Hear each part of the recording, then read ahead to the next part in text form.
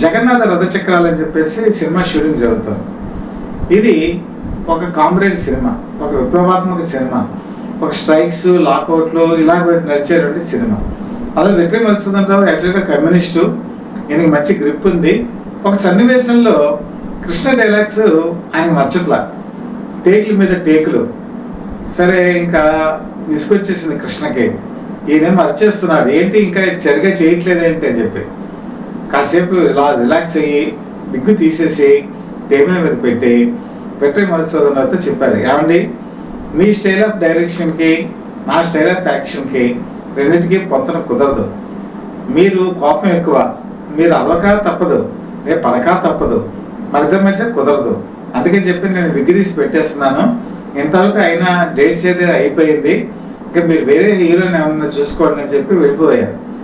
ఇంకా కాలేజ్ దగ్గరికి వెళ్ళిపోయేటప్పటికి నిర్మాత గుండెల్లో రైలు పరిగెత్తాయి.